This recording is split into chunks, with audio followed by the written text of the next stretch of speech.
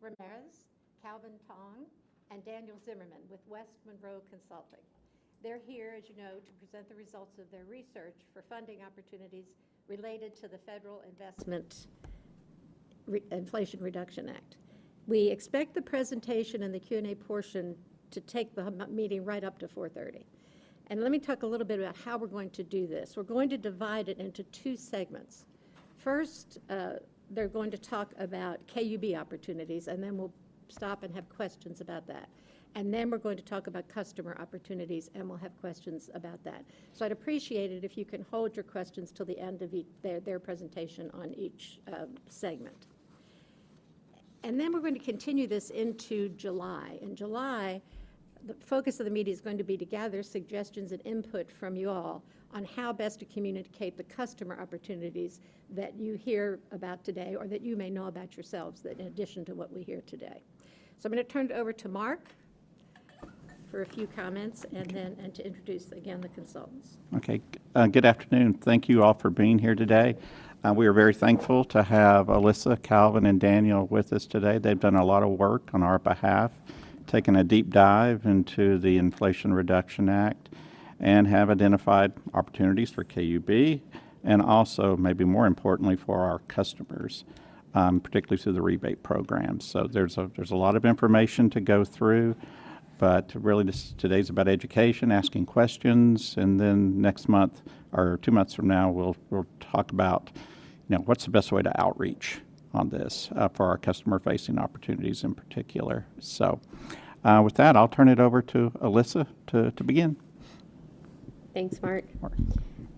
So again, we just want to say that we're excited to be here with you all today. We've heard a lot about the purpose of your assembly and representing the community interests in this collaborative environment. So we're excited to talk about the Inflation Reduction Act with you today. But we'll go ahead and jump right into the agenda. Again, we'll just do a quick round of introductions of who we are, and then we'll go into some of the key outcomes for today's meeting. We'll jump into a brief overview of the Inflation Reduction Act, and then we're actually going to switch this a little. We're going to hop right into the utility-focused project opportunities with customer impact, and then we'll pause for a bit of a Q&A session. After that, we'll go into the customer-focused opportunities, strategic approach and opportunities, and then we'll pause there again and do a bit of a Q&A session, and we expect that to go to about 4:30, excuse me. But let's go ahead and jump right into some introductions. So a little bit about us. We are West Monroe. We're a consulting firm, and we essentially help our clients with strategic visioning and implementation across a number of cross-functionalities for really helping with industry and project management implementation. So we help our customers through a number of projects, those being business and regulatory strategy, business case and roadmaps, program design and governance, vendor evaluation and management, and program execution. A little bit about me. I'm Alyssa Ramirez. I am a senior consultant at West Monroe, and I was the project manager for this project. My area of focus is primarily federal opportunities, the Infrastructure Investment and Jobs Act, and the Inflation Reduction Act since its enactment. I also co-lead our internal equity and decarbonization initiatives. Prior to joining West Monroe, I covered energy and environmental policy in the U.S. Senate. I'll go ahead and pass it off to my colleague, Calvin.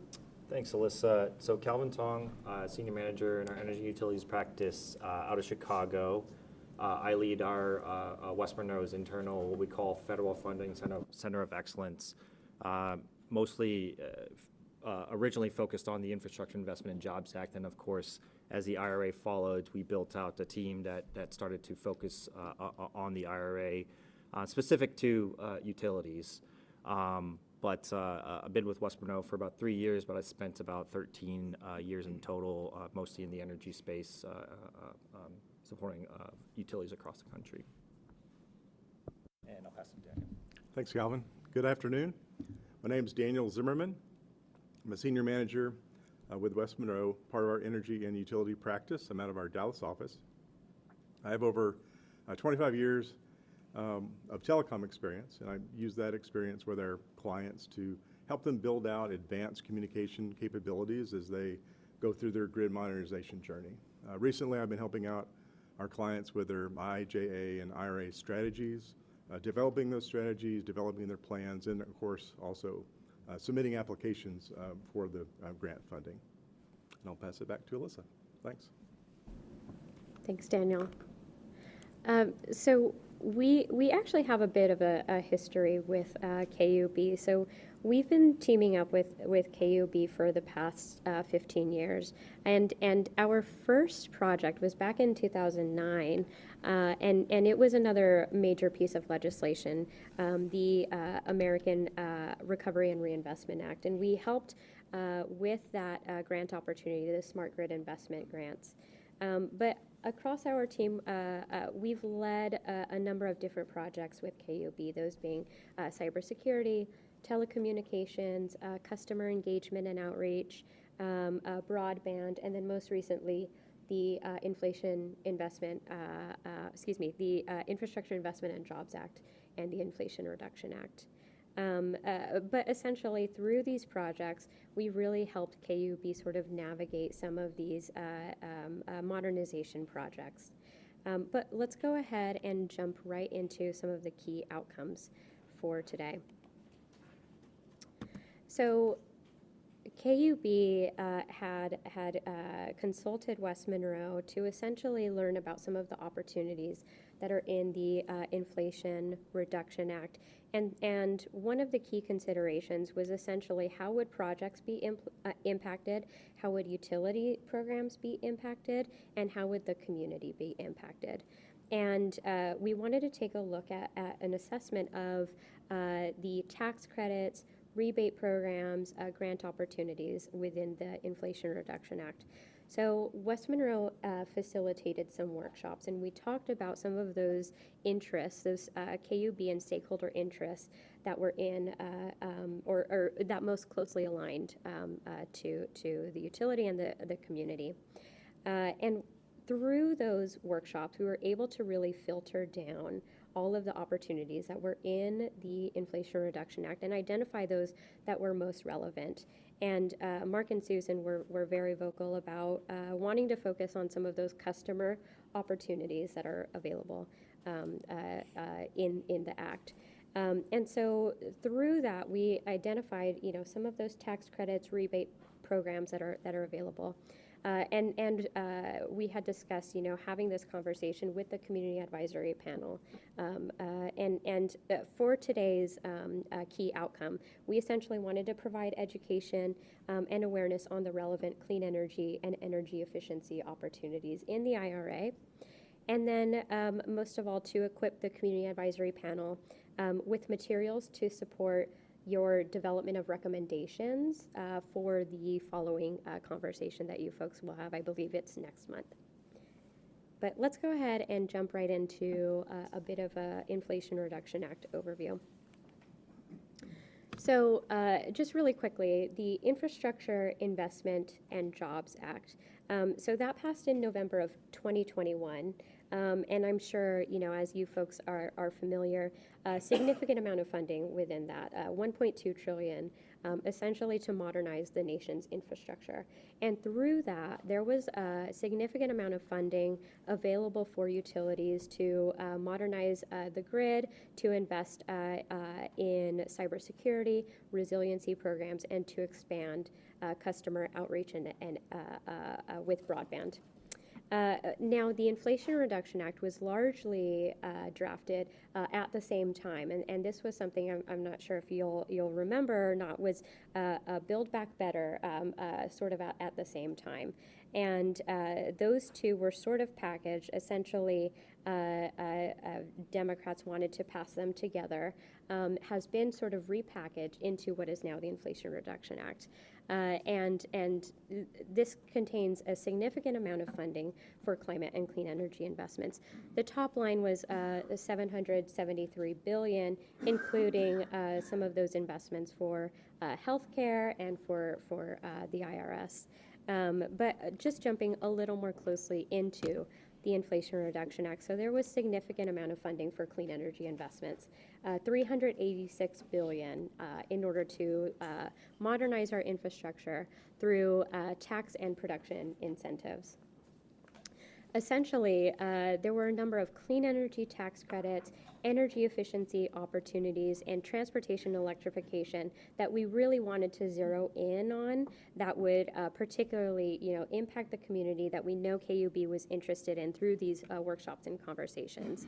But just really quickly, we wanted to jump into some of those that we had discussed, some of those that we had identified, and I'm actually just going to scroll through this a little bit while I kick it off to my colleague Calvin to focus on some of those utility-focused opportunities that would impact customers.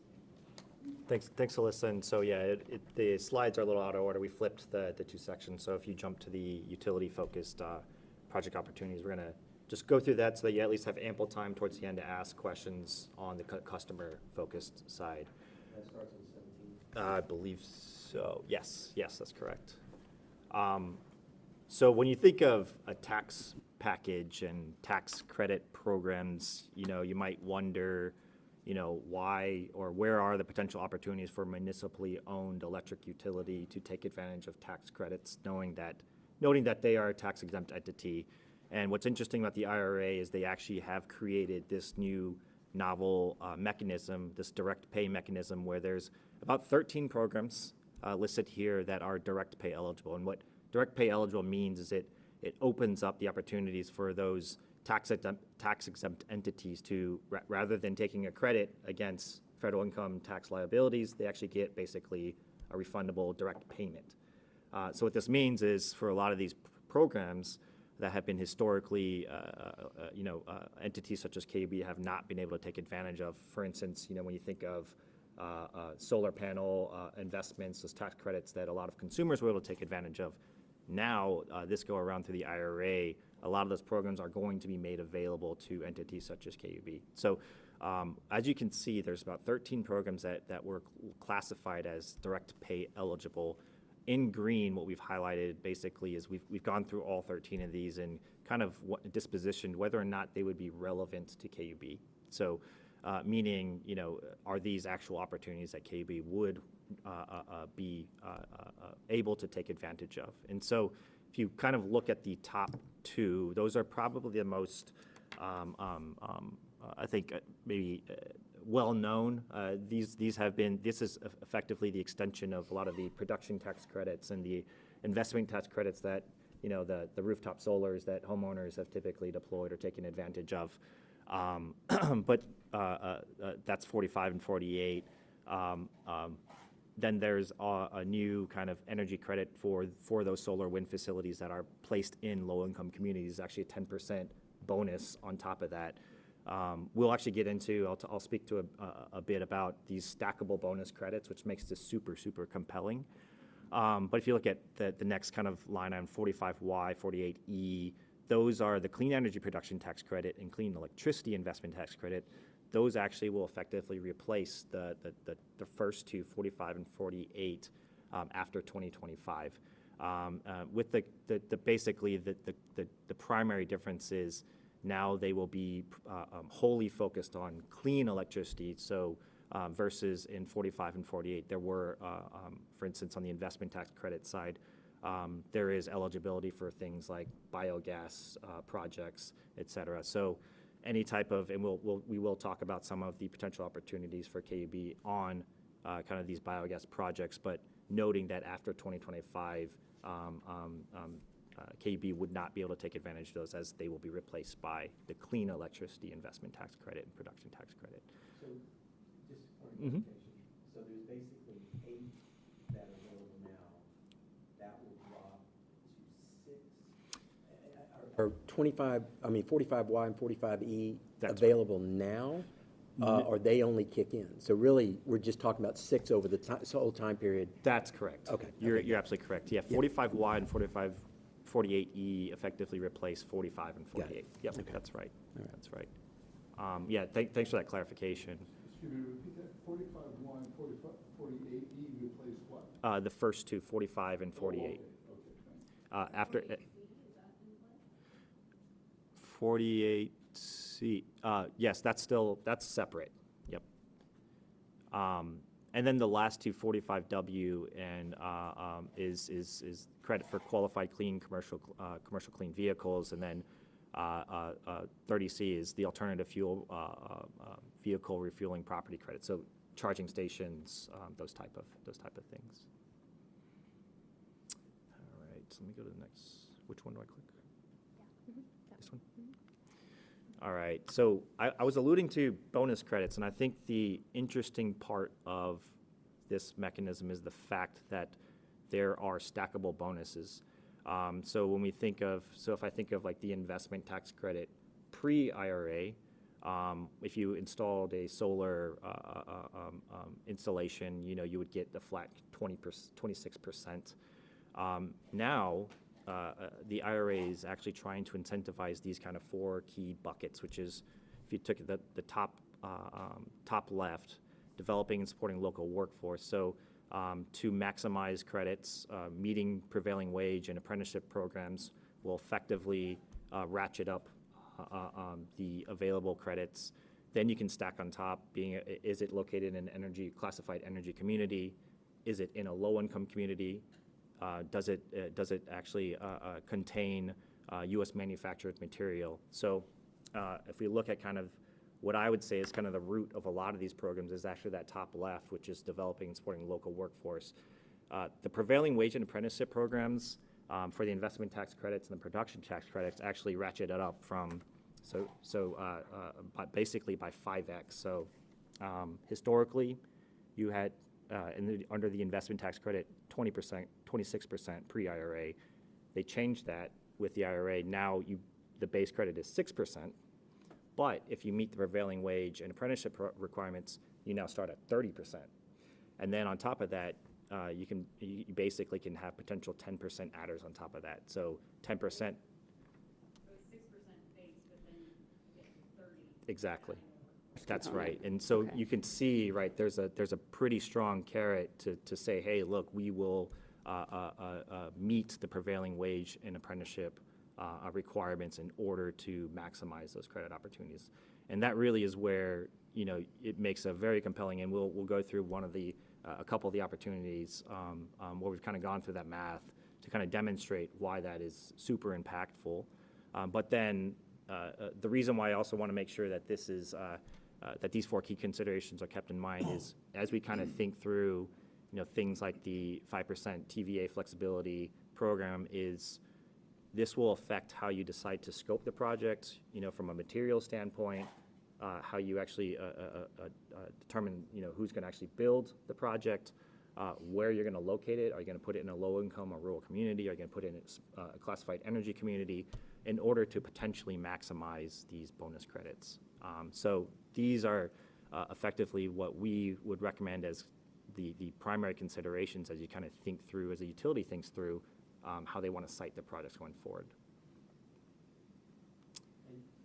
And just to be clear, these are not competitive. They are there for the taking.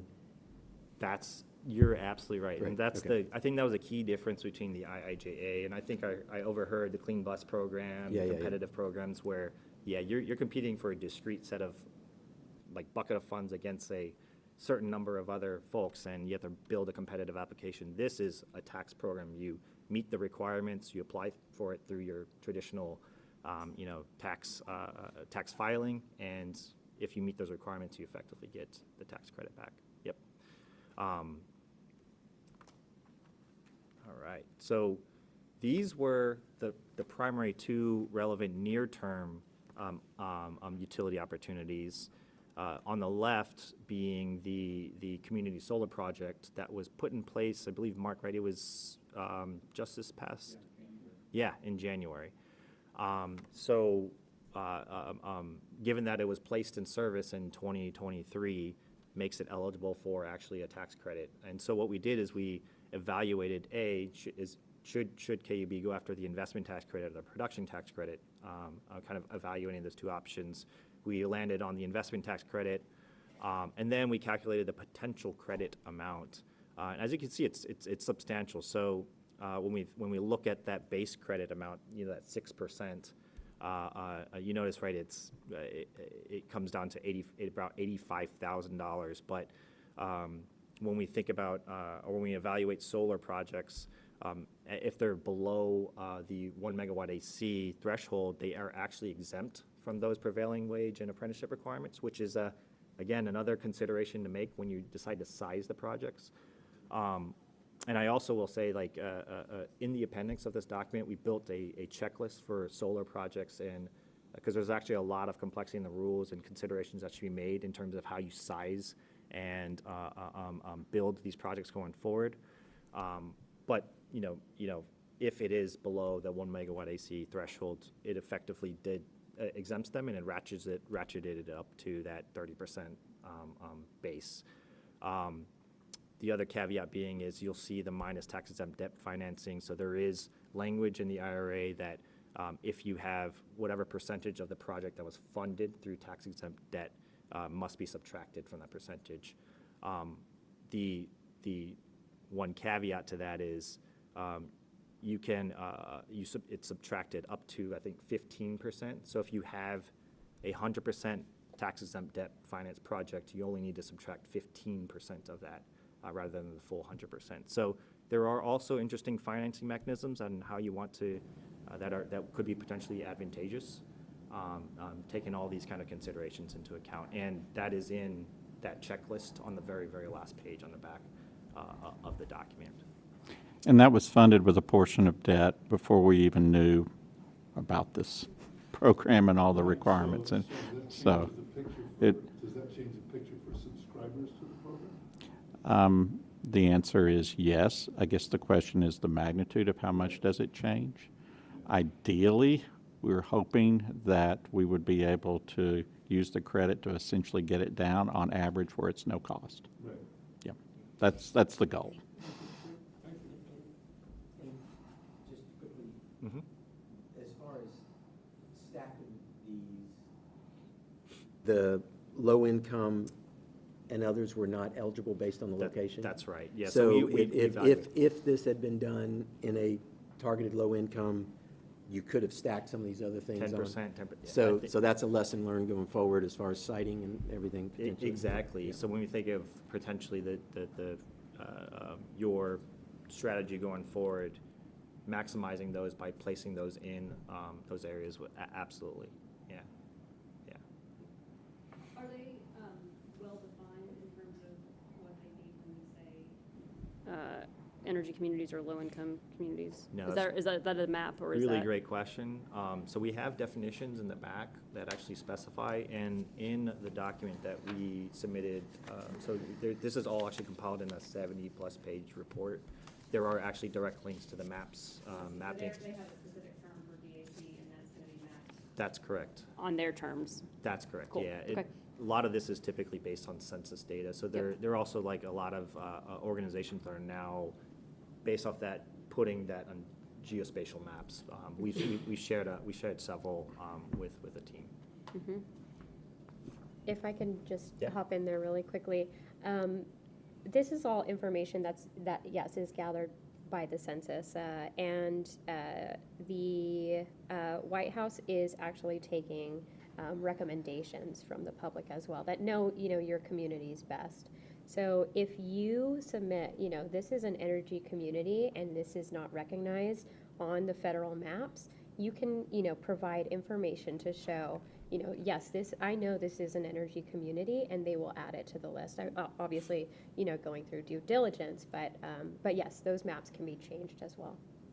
Is that on a project-by-project basis? I work for the city, so like would the city need to maybe proactively identify additional locations and have Show up, and that would then benefit anyone who's trying to take advantage, or is it going to be a project-by-project-based decision? So that would be gone through the White House Council for Environmental Quality. So I'm not entirely sure how they would, do it.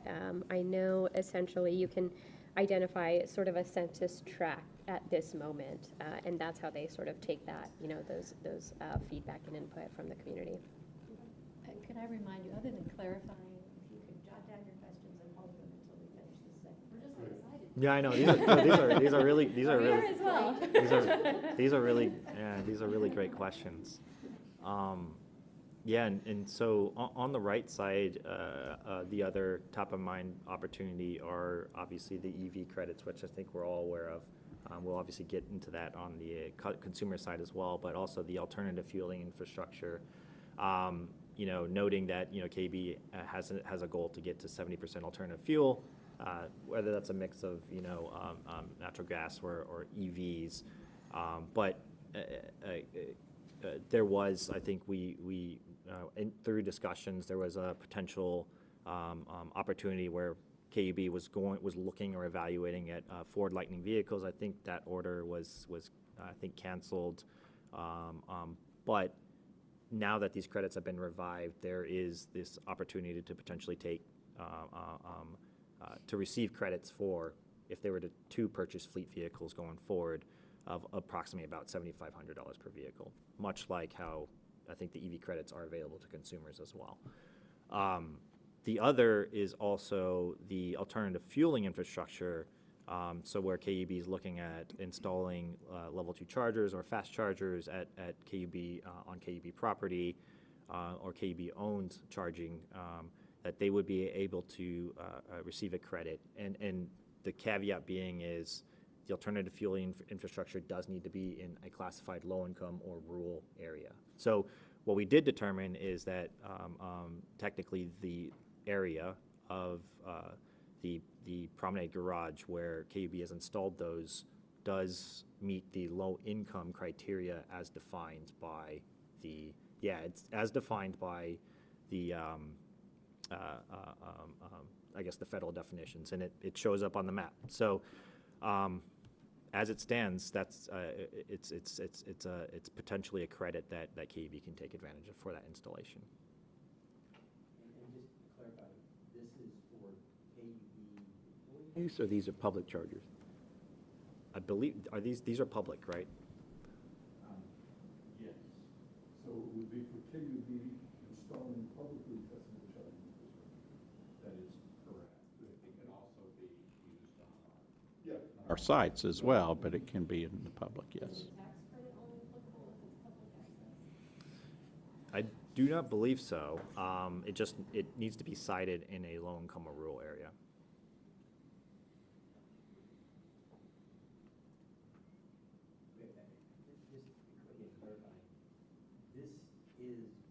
Your analysis was based on what KUB had already initiated, but this opportunity is open going forward to do, they could do much more That's right. installation That's with exactly right. intentionality, now knowing the overlay based on these things. No, you're exactly right. Okay. So actually, this presentation is divided into the near-term relevant opportunities, and then if you actually parse through, these are the ones that we identified as going forward. So to your point is, how do you extend that or expand that going forward? So we were looking and through our workshops, identified either items that were kind of aspirational or were projects that had been shelved due to a ROI that didn't quite make sense, or take into account, I think, that second line item, the TVA 5% flexibility for self-generation is as you noted, is, hey, can we look at this from a broader, versus a project by project, let's look at this more broadly and see where are opportunities where you can cite multiple, make considerations on citing location, size. Can we look at, hey, do we want to find a supplier that makes sure that they meet those requirements? But effectively to say, hey, look, let's maximize those bonus credit opportunities now that we know what they are and we've gone through iteration once. Let's see how we can make that template going forward. And that's really the intent of that checklist at the end, is to say, hey, use this as your template to evaluate your projects going forward from a size. So I only hit on a couple of the requirements, but you'll see there's considerations on, is it less than 1 megawatt? Is it between less than 5 megawatt? Is it greater than that? So you'll see like there's certain things that potentially lower the bonus credit amount, or there's additional things that can potentially be included, et cetera. But there is also opportunities, and if, during the Q&A, we can go through any individual one of these, but I don't want to belabor and eat up too much time because I talk about each one of these for 30 minutes. But there's CNG fueling stations, which falls under the alternative fueling property, any type of solar, battery storage. We are also evaluating other charging opportunities at some of the wastewater or the water treatment plants. Obviously, rural EV fast charging, noting that low-income and rural areas are eligible. So the project I was alluding to that didn't have the ROI previously, now we were looking at some of the math, and depending again on the scope, noting that you could potentially get up to 50% of the costs as a tax credit if you scope the project appropriately. Is that worth potentially reviving and re-looking at that methane reuse biogas gen project that was evaluated in the past? And then there is a commercial buildings energy efficiency upgrade program, which is actually not direct pay eligible, but KUB could work with a designer. So that's actually a transferable credit. So there could be an opportunity to work with a designer supporting those upgrades, and potentially some cost sharing that would allow KUB to transfer that tax credit over to the designer in return for some savings on the actual upgrades. And then, of course, lastly is this heavy duty, so Class 6, Class 7, not the commercial vehicles. So the Clean Heavy Duty Vehicles program, and actually that is being run through the EPA, and there is actually a technical RFI that is active right now. So that program is a $1 billion bucket of funds, so that would be actual a funding program, unlike a tax credit program. But there is a RFI out where they're still trying to define the requirements of that. So still TBD on that program. Then I think the next is Q&A. So I'll just keep this up in case anyone wants to ask specific questions on any of these projects. That is not limited to KUB's own buildings, or is it? I believe those are, well, I think we were taking the perspective of the KUB mainly as a municipality being able to transfer those credits over to a designer. But I'm sorry, I'm pulling up the actual program. So the way you scoped it for this was it would actually be KUB's buildings, and then that would. Yeah, that's how we were taking. But there might be a way where KUB could somehow or another become a facilitator to. That's right. With commercial buildings. That's right. That's how we were taking the perspective. Yeah.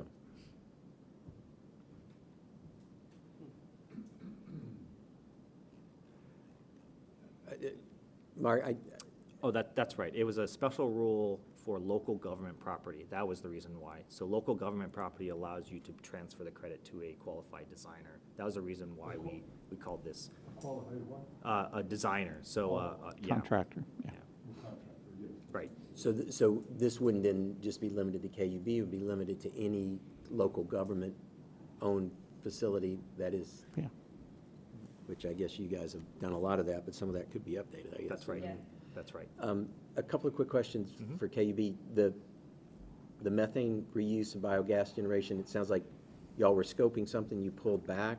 We looked at that a number of years ago, and the ROI was just absolutely horrible on And that. does, We haven't 50%? rescoped it yet. you have? Part of our concern on that is that, the cost is still significant.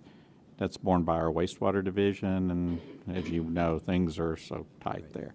That would be one concern as well. But we can reassess it and look at it to see how the economics have changed. Okay.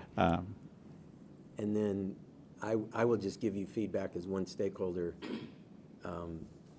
CNG is still fossil fuels. We're not enthusiastic about that. I mean, I know that some people consider it an alternative, blah, blah, Right. blah, but I think the goal from our perspective is to actually move away from fossil fuels altogether. Yeah.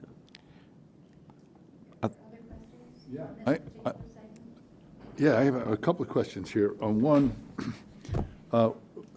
what the energy efficiency upgrades, we've been collaborating with KUB to get more people on the list for the upgrades. And it seems to me like KUB would enjoy an enormous advantage by using some of these funds on that. Is that correct? In other words, it's a utility-funded upgrade. Residential, yes, it's residential, but it's funded by the utility for income-qualified residences. And so it would be, I would like to just hear what I suspect is the case, which is this will help. Yeah, so there's a significant amount of funding available for residential energy efficiency. And we'll go ahead and jump into that, into the next section. Okay. Yeah, there's a But number. That's going to be in the residential. Oh, That's- okay, that's great, in- great. yeah, Well, that's a whole- Then I have whole another new question. segment. Yeah. Yes. Then I have another question. The EV chargers can be, in fact, should be publicly accessible. And I'm thinking about that because I've been advocating for more EV chargers in low-income communities. My experience as an electric driver is the real advantage of it is you get to charge up while you sleep.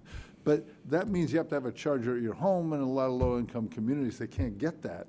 So I think there was even a survey that says, well, where should we put the chargers? And of course, there were some people said, I know, right in front of my house. That would be a good place. But I think that highlights what a real need is, that like street lamp chargers and things like that, that would help people in low-income communities actually charge up right in front of their houses. And if we were to conceive of such a program, could we get help from this? If it is in a qualified low-income area or rural area, Yeah. absolutely. Yeah, there is an opportunity there. Does it have to be on public property? I mean, so, and let me give you the example that I'm thinking of, again, City Hat, multifamily charging. And one of the things we've talked about, we've got a lot of existing multifamily properties that are privately owned, and whether it's the utility or the city, you know, one of these governmental entities coming in and just funding the installation of a charger on private property in a qualified area. Could the public entity receive the tax credit for installing it on private property, or would we really need to look at incentives to get the private entity to do it on their own property and just directly benefit from the tax credit? I believe if you own the actual infrastructure, that would be a credit back to the public Cool. utility. All right, thanks. Is it limited to fast charging, or is it? No, it's actually just alternative fueling infrastructure. So it actually does include, the reason why, and the reason why we called out CNG is just because that is another alternative fuel, and I understand the concerns, but we called it out because it's not just electric. We're also looking at potential other charging. It doesn't need to be fast charging. Yeah. On the standalone battery storage, what's the scope of that tax credit availability? Yeah, no, that's a good question. So obviously the scope of the actual project, that we didn't identify a project, Right. but we did want to call that out because historically, investment tax credit was only available to solar plus storage. So you Right. had to have, the IRA changed that and said standalone storage is now qualified just like a solar panel. So that program that we talked about, where it goes 6%, ratchets up to 30%, that's basically the same program. It's just now it's applied to a standalone battery storage program. So, question for KUB. Knowing that TVA hits you all with demand charges based on how you offload power from them, have y'all looked at if you had a standalone battery storage that could potentially move off of your peak or spread that out in some way? Is there enough of a delta between what TVA charges and moving that could be cost-effective? Stephen, I don't think we've delved quite deep into the economics on that. It is certainly on our radar screen to look at that. Yeah. And as we look sort of at sustainability over the next 5 years, our goal would to be have some type of battery storage if we can. Now, you know, it can be very costly. This can help with that, but that's certainly part of our assessment as we look forward over the next 5 years for sustainability, is the use of battery storage. Yeah. And so this is subject to the same step up to where it could get north of 30%? That's right. That's right. And is there an advantage is there an additional advantage to coupling it with solar? In other words, I mean, they would effectively be able to stand on their own. They would have their own investment tax, or the tax credit. So if you did so I guess your question, I think, does it have an additional potential bonus by having both of them? No, but you could treat them as basically two separate. Yeah. Whereas before you were only allowed to do battery, receive credit off battery if it was connected to solar. Now, Calvin, if I'm not mistaken, under the IJIA, you could also be submitting grants, That's albeit competitive for battery storage Yeah. projects, correct? That's right. So rather than potentially getting recovery of like 40% of, via tax credits, through the IIJA, there could be, hey, we're going to look at this more broadly on the grid as a total. So when you think of like demand reduction, it's not just one single battery that's going to solve that situation, but there could be an opportunity to look at, hey, we got batteries at these multiple substations, and here's the potential demand reduction, in addition to maybe the software that supports that and controls that, and that could be bundled together in a potential grant opportunity through the IIJA. There's these smart grid grants, which could be funded through through a different, obviously, funding program. Guys, can I make a suggestion? It's already 10 till 4. Alyssa's going to stay later for other questions, but we have the customer portion to go through, and I think you're going to have a lot of questions and comments about that. So could we hold any more questions on this section? And Alyssa's happy to deal with them. Those are great questions, though. Thank you so much. All right, so just going back really quickly, so I believe it is slide 11 that we're going to go to for the customer-focused opportunities. And actually, we'll just jump right into 12 here. So essentially, we wanted to highlight some of these customer-focused opportunities that have a high impact to KUB customers. We wanted to point out these three: the residential energy tax credits, the energy efficiency rebates, and the clean transportation opportunities. Essentially, these are their intention is to help make that clean energy transition more affordable and more accessible for customers. So going really quickly into the residential energy tax credit. So this was a revived credit, and this essentially allows individuals to claim up to 30% for fuel storage, fuel cells, battery storage, for solar panels, water heaters. And this is something that individuals can also claim a credit going towards those labor costs for installation, for piping, for wiring, and preparation. Within this, there's also the energy efficiency home improvement credit. This one is also a modified and expanded credit.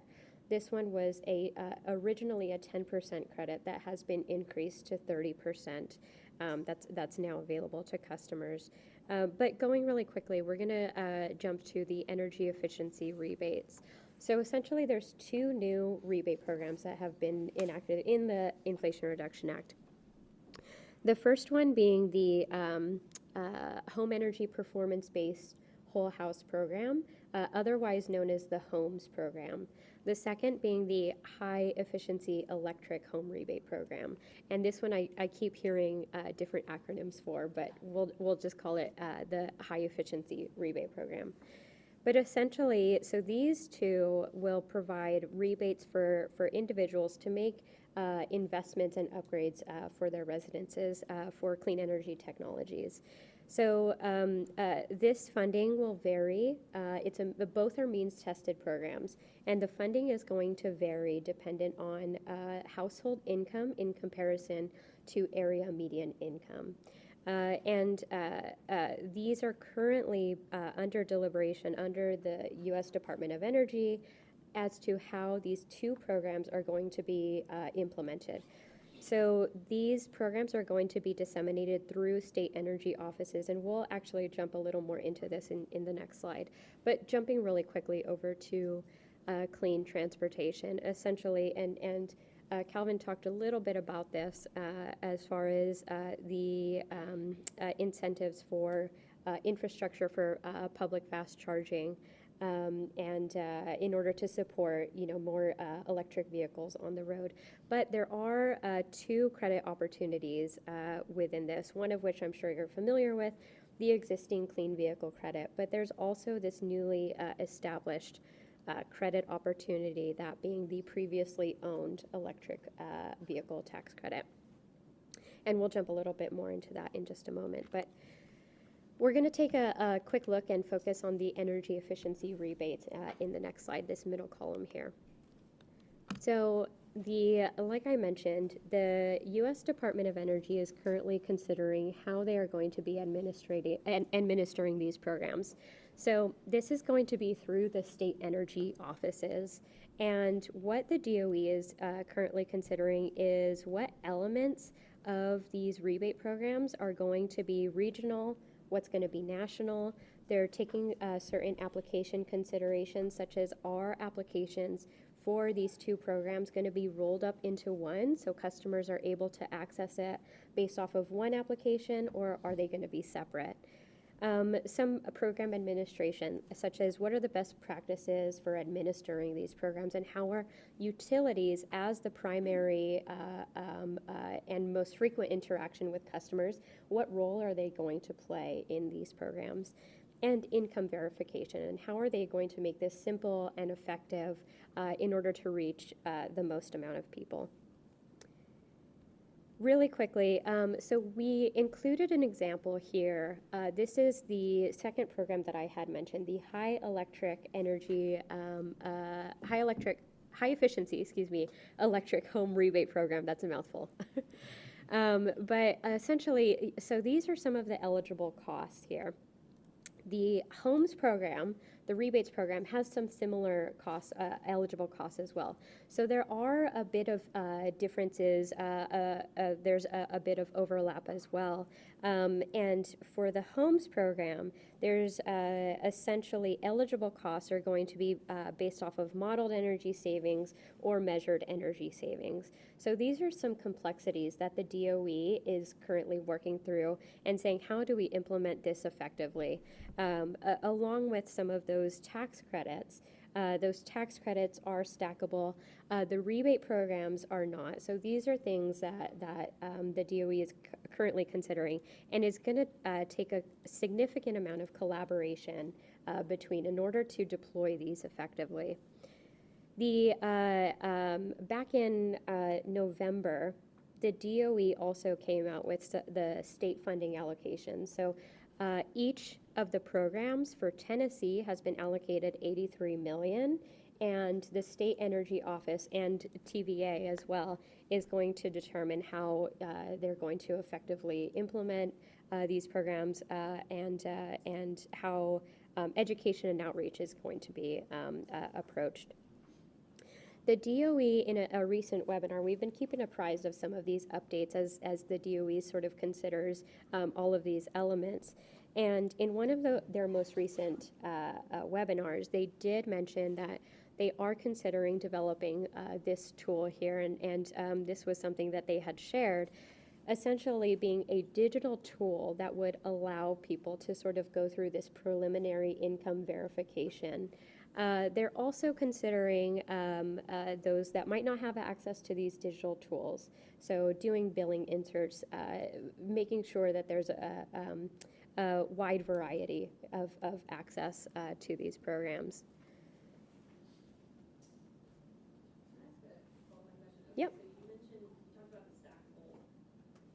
I think you were comparing it to what we saw with the commercial public tax credits, right? Where you started at 6 and then you added, that's what you meant by stackable. So I think what you were saying on the energy efficiency rebates is that you're not going to be able to get the whole home and the line item rebate. It's like choose your adventure, but you only get one. Yes. Is that right? Okay. Yeah. So on the very left-hand side, the residential energy tax credits and the energy efficiency tax credit also as well. There are no rules on stackability for those. For the energy efficiency, you're correct. There are rules. So it's sort of a walking customers through what would be the most beneficial, right? Like how much which program, should they opt for? And should they opt for the rebates or the tax credits? So this is, Got it. something that they're currently considering. Thank you. Alyssa, is it accurate, though, that, as I understand it, you've really got the rebates in two separate programs, right? Yes, And you can't, if you go this route for this bucket, you can't use that Exactly. bucket. But whatever bucket you go through on rebates, you can still get the tax credits, correct? yes, for different investments. Yes, for a different investment, Yes. correct. Like if the solar panels and the battery and the stovetop, I have to do the energy tax credit for the solar panels, but Rebates for the stovetop. Yes. Got it. Mhm. Interesting. All right. And just, you have to have tax liability. Exactly. So, yeah, so that's only gonna hit a certain, yeah. Yeah, which is why these rebate programs, have been included as well, right? It's accessible. It aligns with the Biden administration's Justice 40 initiative. For some qualifying households, they will actually get 100% of the cost as well. So, it will, vary depending on household income. Before we leave this space, and maybe we can save it to the end, so you tell me, Dawn, but going back to Ken's question, where you have public dollars going into a weatherization, let's call it local public, because it's not the DOE weatherization program funds, so rounded up funds here. We are collectively investing in the weatherization of a low-income home. Is there a mechanism by which those rebates could be returned to the pool of collective funding to then be reinvested in the next house? Does that make sense? Yes, I'm not sure that they have outlined that quite yet. I know they're currently, deliberating how are these going to also be coupled with existing programs. So yes, I don't believe they've quite gone into that level of detail as far as, going through sort of third-party entities that are already implementing, these weatherization, energy efficiency programs. Got it, okay. For instance, for Tennessee, some months ago, the State Energy Office solicited requests for information from potential third-party administrators for these rebate programs. TVA has really trying to make a case that based upon their existing infrastructure with respect to Energy Right, Home Uplift, that they would be a good candidate to administer the programs, at least for the state of Tennessee. So they are making a push for that. So again, a lot of details to be worked out, but hypothetically, if they did, and Home Uplift becomes one of those, then you're going to have a lot more funding available for home weatherization. Now, again, it's the whole pot for the state of Tennessee is $168 million, and it's like $84 million in each rebate pot, so to speak.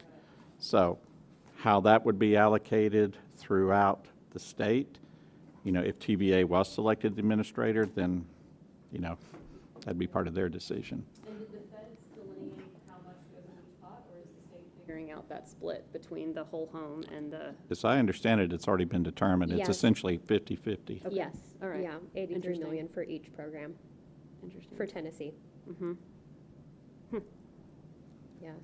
Yeah, and there's also, there's the argument that when all of these programs are laid out together and the customer, is able to see all of the opportunities, that they're going to be able to see which one is most effective, for them, which one is the best investment, rather than having these fragmented and disjointed areas, that the customer would go to in order to do their own, research and maybe not know about, one program that might be out there because it's advertised on a different site, or they might go, to the utility for their information, whereas the, Tennessee State Energy Office might have other information available. So, so yes, there's definitely that argument that having them, all laid out in one place is sort of the best avenue for the customer to really become aware of those that they're eligible for.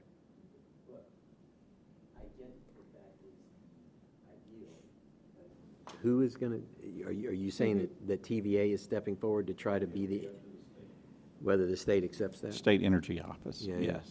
Mm-hmm. It Okay. could be some other group outside of TVA. Right, right. To be determined. To be determined, yeah, yeah. All right. So just jumping in to the electric vehicle.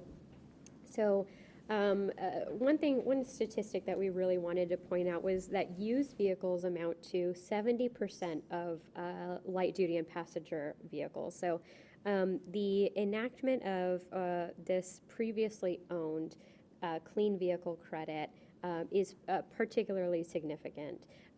So we do, have the existing clean vehicle credit, which I'm sure you're all aware of, and now with the previously owned clean vehicle credit, individuals are able to claim up to $4,000 or 30% of those costs. And what's particularly interesting about this is starting in 2024, these credits are going to be available through dealerships. So this is something that's really interesting because we introduce another layer of those stakeholders that we're able to really collaborate with, right, to ensure that those credits are being taken advantage of at that point of sale. And then we also have, of course, the alternative fuel credit, which Calvin mentioned a little bit about, a credit of 30% for individuals and 6% for businesses. That's transferable, available via direct payment. And we really wanted to highlight for Tennessee, these are in alignment with some of those regional goals, and we know that's something, electric vehicle deployment and infrastructure is something that's been important for KUB and on their radar as well, something that I know you folks are considering investments in the future as well. So essentially, we wanted to highlight that these direct opportunities align with the Drive Electric Tennessee initiative, as well as the TVA's own Fast Charge Tennessee network efforts as well.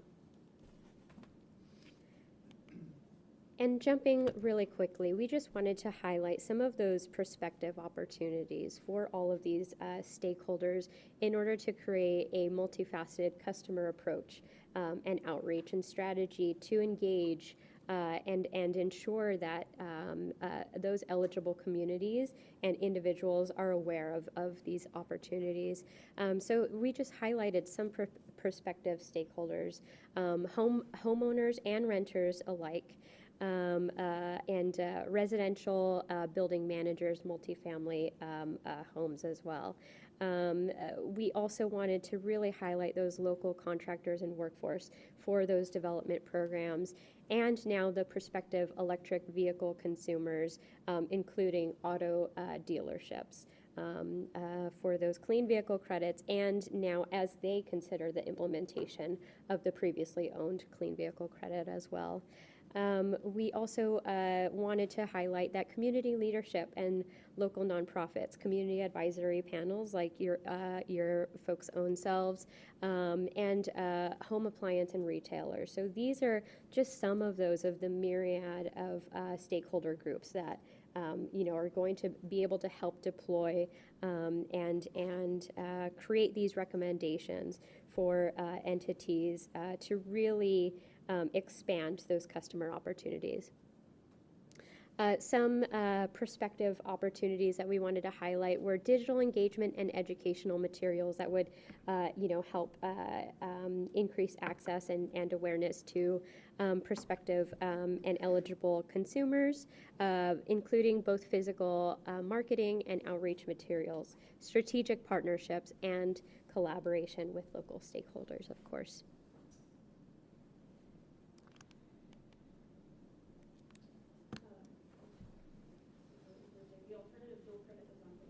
If you just flip back to, Yes. that's the same one that we just talked about in the Yes. utility section? Okay, Mhm. great. Any questions about the customer opportunities? Well, go ahead. You have one? Could the rebates be applied to previously done work, or does that have to be planned in advance? I believe it's as of 2023, although because the programs are still under deliberation, those rebates are not yet accessible for consumers.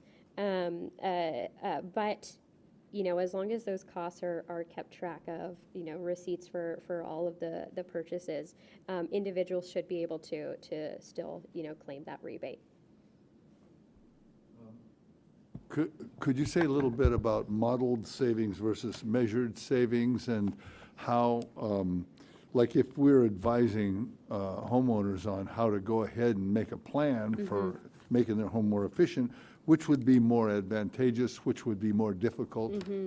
Yeah, and that's actually something that is currently under consideration from the DOE, and essentially sort of outlining, are the contractors going to do this, or who is going to model, those energy savings, or should one avenue be taken in order to sort of standardize, that energy savings for the homes program. So that's something that's currently under deliberation as far as how are they going to, choose which one would be best. Would both, be applicable for all eligible entities, or should it, primarily be one? I'm always interested in looking at it from the point of view of the person doing it, like a person who's never even thought about it, but suddenly, like, this is a real advantage that I could gain in my life, and I'd better not blow it. So how does that person then proceed? I would have, because I've done a home efficiency upgrade on my house, and so I've gone through difficulties and had questions, still have questions. So if I were in the position of being like an environmentalist advising somebody about this, I mean, I've had the guy come in and do the blower door test and all that stuff, and that seemed to me a good way to do it. So that would be step one in measured savings, that you would figure out your efficiency now, and then you'd measure it later on, and that would give you the difference, and there would be, I guess, your rebate would be indexed to that.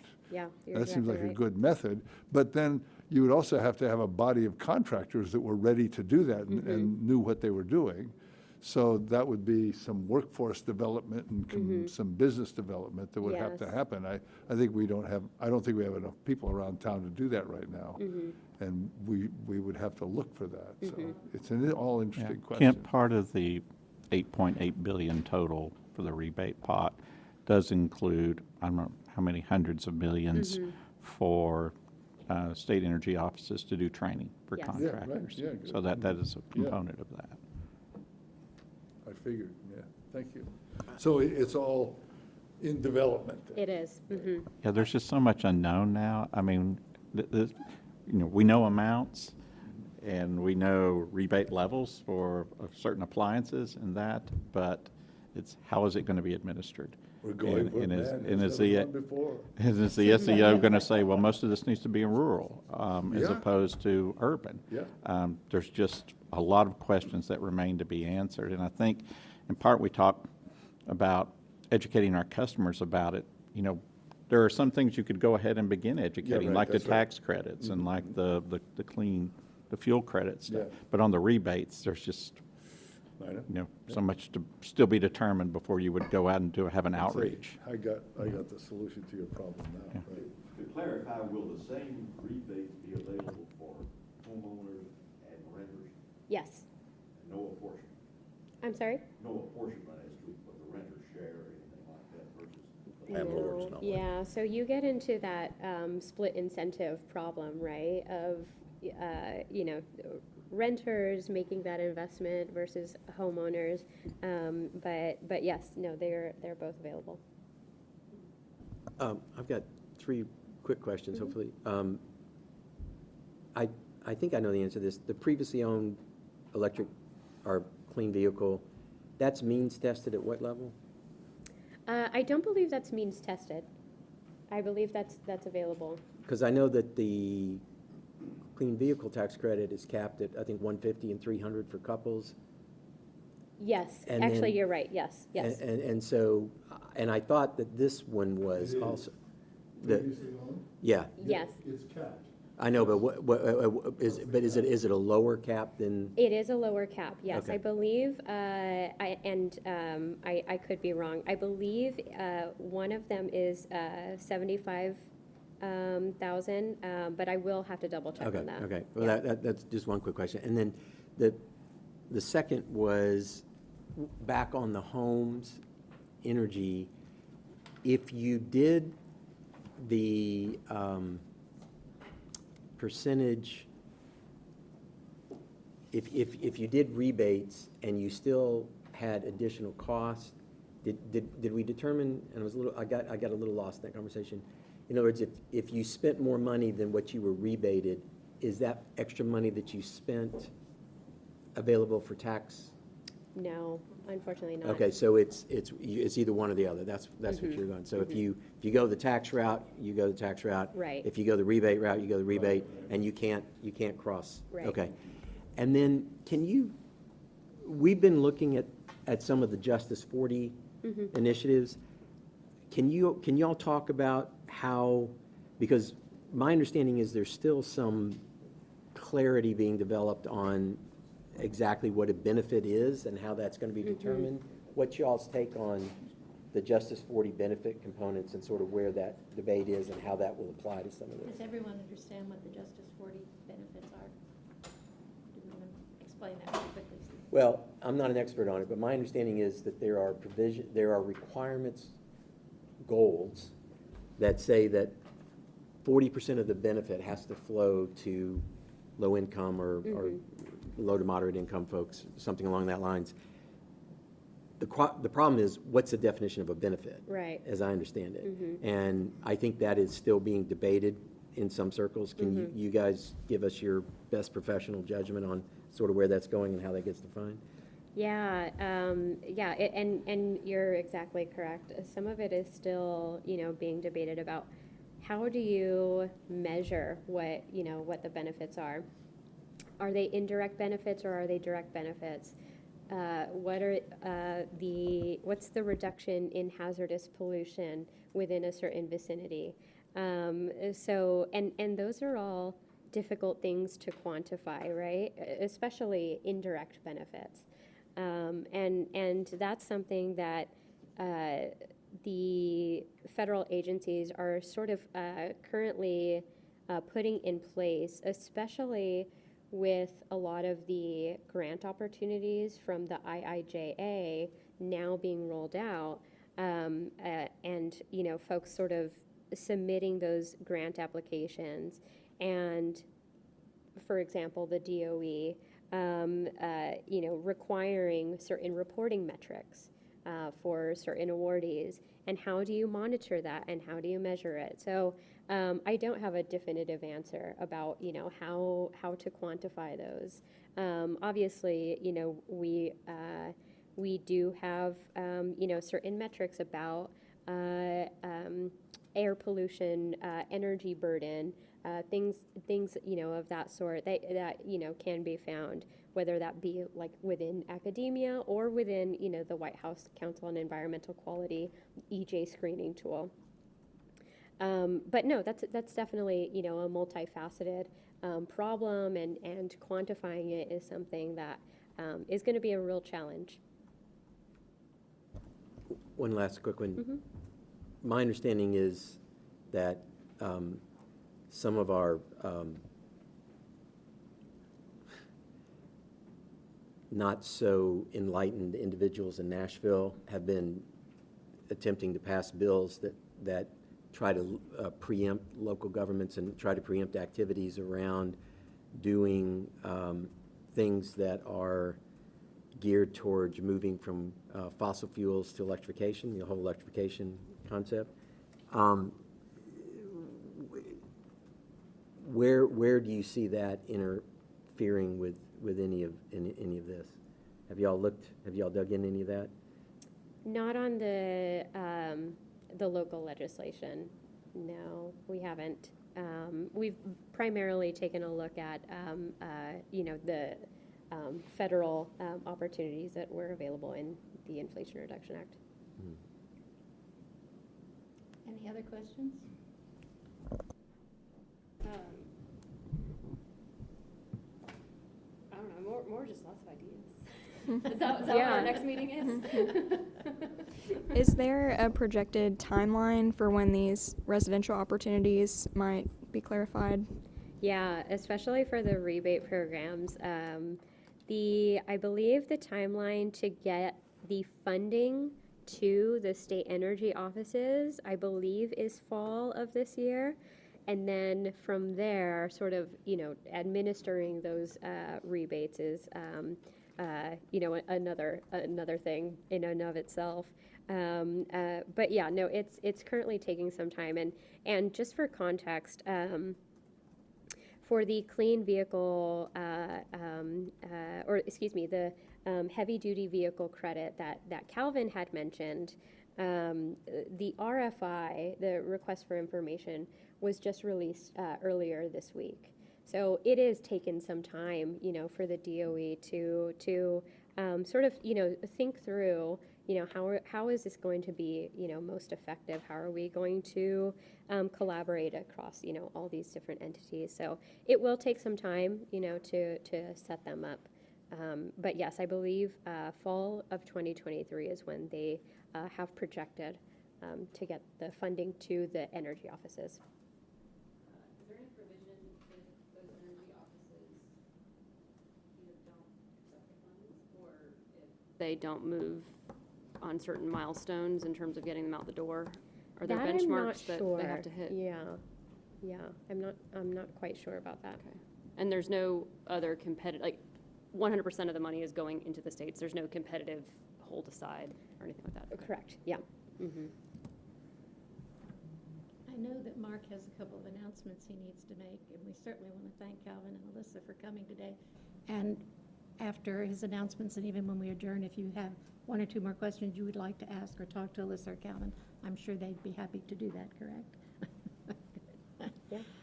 Before we do that, can you just clarify what is so with this presentation, can you just restate what the intent of the July meeting would be? In July, I think we were going to revisit the customer opportunities and seek input from members of the panel about how KUB can best communicate these opportunities to their stakeholders and your stakeholders.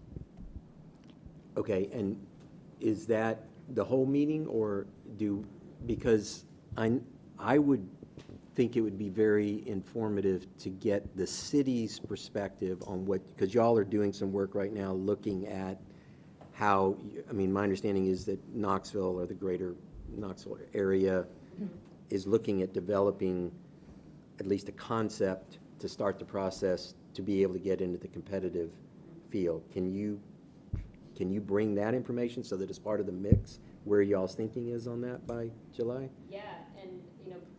Kelly's not here today, but I don't want to preempt some of the ideas, but I guess maybe what I'm hearing the suggestion would be if there's other entities locally that are working and cooking on some applications, could we integrate that discussion into the next meeting? Sure. And I know we brought Brian up to speed on the thing that we're doing with ICAST and some of the other stuff that also has relevance, but you guys are going to have to engage that at some level.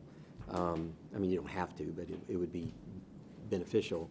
So I think trying to get that, all those pieces so that everybody's arrows are pointing in the same direction. I think having at least some preliminary discussion like that in July might be useful because there is movement already going on in some of those areas. Yeah, I'll volunteer that the city could run through a quick outline if it's desirable to the group of what we are already pursuing, and I would extend that into the IIJA grants that we've pursued that relate to this. There's some other stuff that's not directly related to utilities, but anything related to energy efficiency and provide just some perspective on what we've already put our name in the hat for and what we're queuing up to do. Why don't we, we'll reach out to other members of the panel and see if they, like maybe Barbara Kelly, Yeah, and I'm and happy to, set it we've got up. just a small piece, but this thing that we're doing with ICAST and THDA, I think would be important to throw in the mix too, Okay. because, I mean, some money's already been awarded, so that's already moving, but there's a whole slew of competitive opportunities that will start to unfold that we should, at least be. Stephen, is that the weatherization for Yeah. multi-family dwellings? Exactly. Okay. Yeah. Has that amount already been determined? We've heard a couple of places $40 million. Is that, My we understanding is made that that up? THDA, the portion that was formulaic, Mm-hmm. they've awarded just under 60 million to ICAST of the 66 million they got. okay, So that's already signed, sealed, and delivered. But then there's a bunch of things that could then be stacked on top of that through the competitive program if okay. folks raise their hands. And then some of that competitive opportunity, we're arguing, is increased if we aggregate urban markets together. That's to be determined. The city will have to decide whether they want to play in the coalition of the willing or not. But that's it. That's an opportunity, yeah. That's a good suggestion, Stephen, and we'll touch base with a couple of you, and then we'll scope out kind of a timeline for the meeting. Yep. Yeah. If that works. Mark, I know you have some announcements Yeah, along this just line. a few updates based on some of the past stuff that we've talked about. I guess no particular order, but community solar. We did start taking subscriptions on that on April 17th. So we're almost a month in, and we are 54% subscribed. So I know the city took 25% of it, and that's one subscriber, but we've had 115 other subscribers. Yes, because we have not opened it to commercial until June 1st.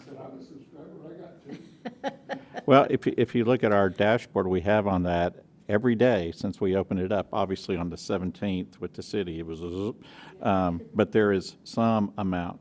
Somebody has subscribed every day since it's been open, so. That's great. That's So great. we feel good about that. I guess on home weatherization, just to bring you up to date on that, I know we've talked about that in the past, and we have, through March, we have weatherized 330 homes, which is much greater than what we had anticipated to do for 330, and that's through March. We look at it as 12 months, so we were hoping by the time we get to the end of June, we might reach 400. That's probably a little bit of a pipe dream, but we should, blow past 350 or 360 for sure on that. So we did have some additional funding for the current fiscal year for that, but that's a good thing as well. Speaking of, we talked a lot about grants and those opportunities. We are very active in looking at grants for all of our utility systems. We talked about previously the $15 million we got for taking broadband into rural areas like Union County, Granger County, and that. We have submitted, with West Monroe's help, a recent application under the IJIA for $40 million for electric grid resiliency, which is for a number of different projects on the electric system to basically make it more reliable, reduce outages and things such as that, and reduce duration of outages. So that and water, wastewater, we've gotten $25 million from the city and the county for help fund one of our water plant projects. So we've been very active in that space, continue to look for opportunities around that. And also fiber-related, the Affordable Connectivity Program, we did become qualified for that. I think, Jamie, that was in January or February. So we have about 1,800 fiber customers right now, and I think there's a little over 20 that are enrolled in the ACP. So 30? Okay. Yeah, so that number is increasing every day, too. Okay. So that's a good thing for our customers as well. And I think, was there anything else?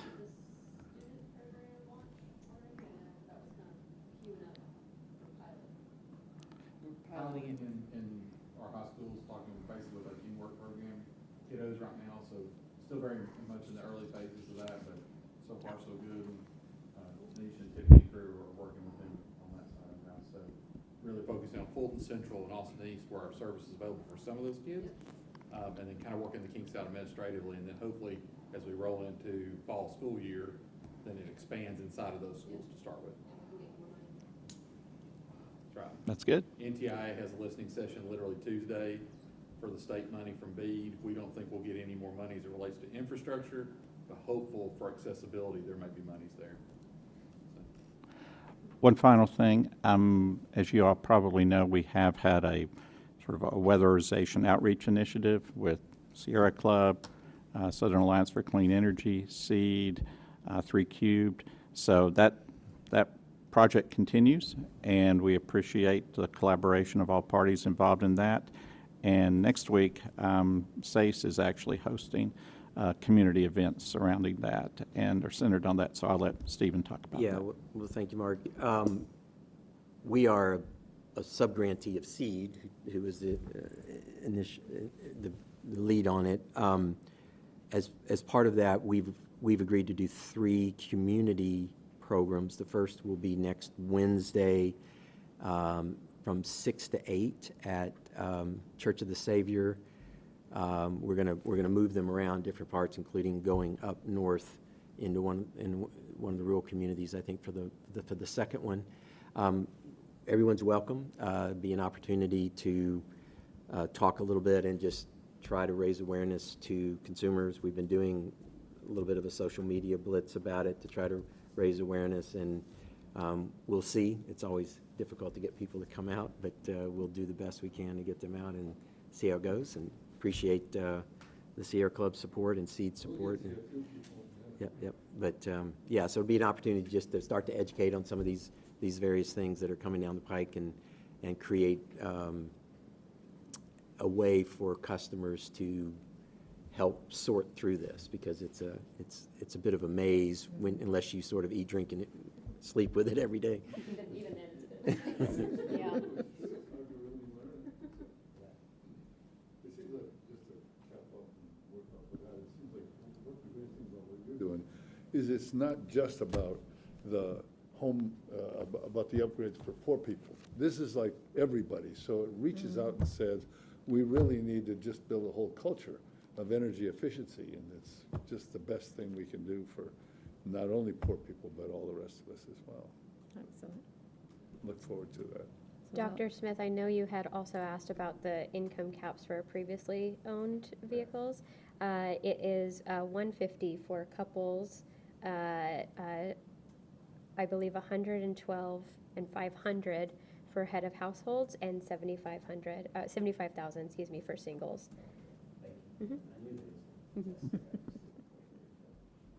All right, we are right at 4:30, I think, or just about. Good work. I'm just here as a pretty face. Entertainment. But I'm sure they'd be happy to answer any other questions you have, and we'll work out a agenda for July, and we look forward to seeing you all then. Thank you all. Pleasure to be here with you.